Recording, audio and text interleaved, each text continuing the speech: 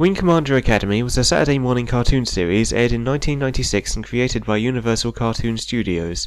The show was based off of the successful Wing Commander franchise and featured a number of actors from the then recently released Wing Commander 3 Heart of the Tiger to voice their original characters, specifically Mark Hamill, Tom Wilson and Malcolm McDowell.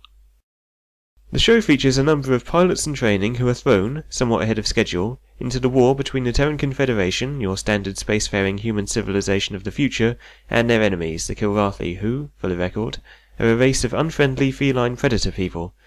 Over the course of the series, we get to see how the cadets fare in war, and specifically how the harsh realities of war change them, sometimes for the better, sometimes for the worse. I'll be reviewing these episodes in what is effectively chronological order in terms of the show, which is not the same as how the episodes are numbered, and in what order they were aired originally. But anyway, let's get started, shall we? The series starts with several of our heroes engaged in battle with the Kilrathi. What soon becomes apparent, however, is that this is not a real fight, as shown by one cadet's rather dismissive attitude towards his own fiery death. What this scene really does is introduce us to our two protagonists, Cadet Christopher Blair, who carries the call sign of Maverick, and Cadet Todd Marshall, who carries the very apt call sign of Maniac. These two are the only ones to survive the initial engagement, and whilst Maniac is inclined to charge at the enemy carrier in the distance, Maverick is of the mind to adhere to regulations, which in this case means not rushing headlong at a heavily armed enemy carrier, which still has Lord knows how many fighters on standby or flying close escort. It proves to be a moot point, however, because soon the Academy simulator craps out and our heroes are deposited back into the real world.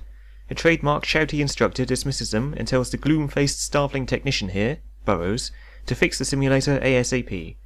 Maniac also has a few encouraging words for him. Try to get it right this time. We then move to a scene that looks like it could have come straight from a kid's high school drama. Maverick is talking with another cadet who goes by the call sign Viking. They wonder about what it's really like to fly and fight with a hint of romantic naivety in their voices. Then, Maverick asks if she'd like to get together to study sometime.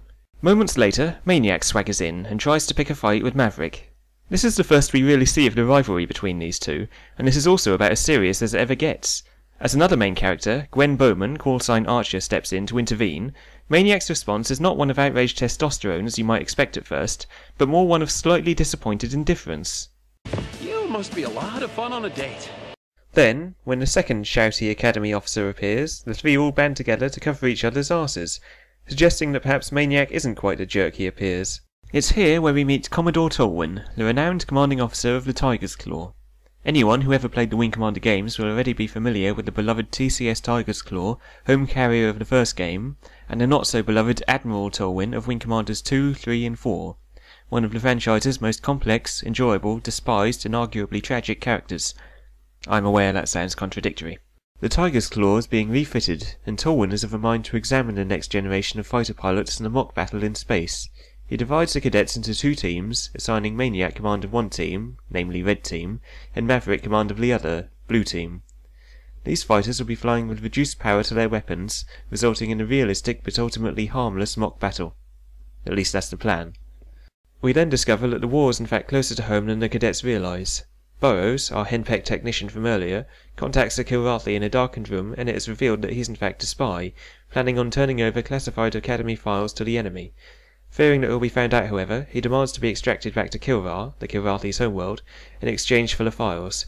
To cover his escape, he has reprogrammed the Academy fighters' weapons to be on full strength, whilst their onboard computers will still show them as being at 1/4 strength. The Kilrathi plan to use these files like Wrath of Khan-style command codes. With them they can render the Academy's fighters useless and then destroy them with ease. This part, I must admit, always struck me as slightly odd.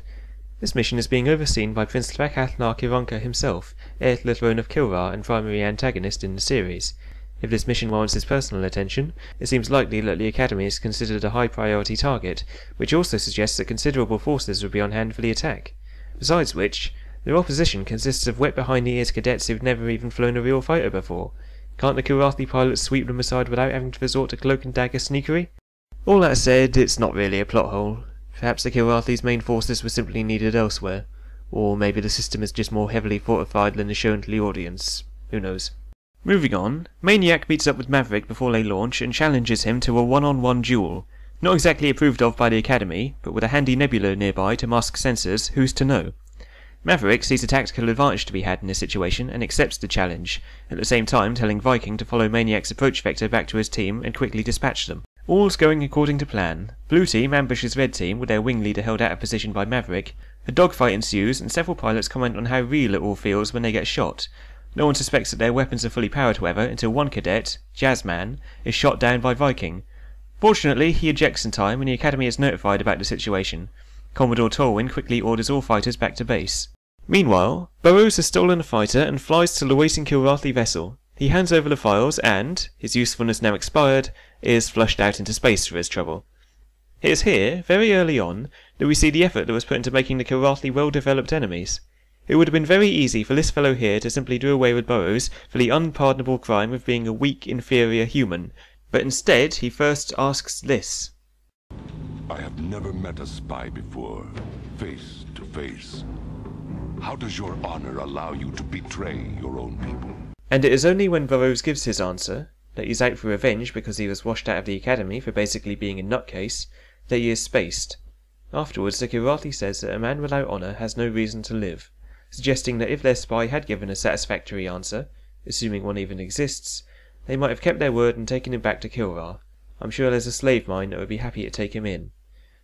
As the series progresses, we'll come to see that the Kilrathi are certainly no strangers to xenophobia, but there's a lot more towards their attitude to humans, and quite possibly more to the reasons for the war itself, than simply because they don't like us. Anyway, Archer goes into the nebula to find Maverick and Maniac, who would have both missed a recall order because of interference from the nebula. Unfortunately, she blunders across this here Kilrathi scout ship instead, which shoots her down. Fortunately, she manages to eject as well and sends out a distress call. Maniac and Maverick team up and go to help her, managing to destroy the Kilrathi ship before it can transfer the debilitating files to Prince Drakath. What's nice to see is that Archer doesn't become a damsel in distress after she ejects, and in her own peculiar way does manage to help defeat the enemy vessel. The three return to the Academy, but a shouty instructor shouts at Blair and Marshall for a moment for disobeying orders. However, the undeniable accomplishment of taking out an enemy capital ship saves them both from expulsion. What's more, Commodore Tolwyn has some exciting news. The cadets are going to serve on a Tiger's Claw, learning their craft in the field from here on out. The cadets, having been told that they're going to serve on the most renowned carrier in the entire fleet, are naturally overjoyed. The episode ends with the cadets boarding their fighters preparing to head to the Tiger's Claw. To Blair's surprise, however, Viking, now Victoria, comes to bid him farewell as she has left the Academy. Having nearly killed Jazzman made her realise that she couldn't bring herself to take the life of anyone, not even a Kilrathi, and she walks off, never to be seen or even mentioned again. It is a sombre but very impressive ending.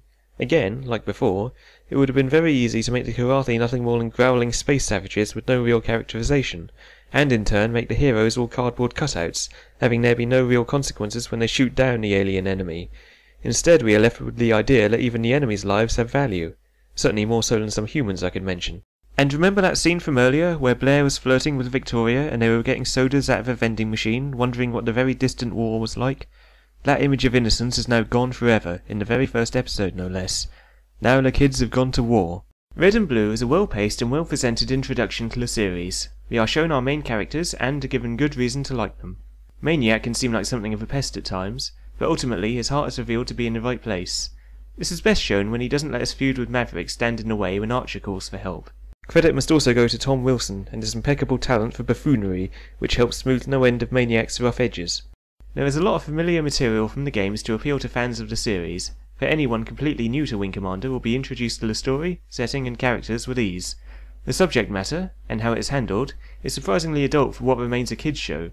At no time is war treated like a computer game, and the subject of war, and other horrors that go hand in hand with war, is never danced around. That said, the series is hardly all doom and gloom.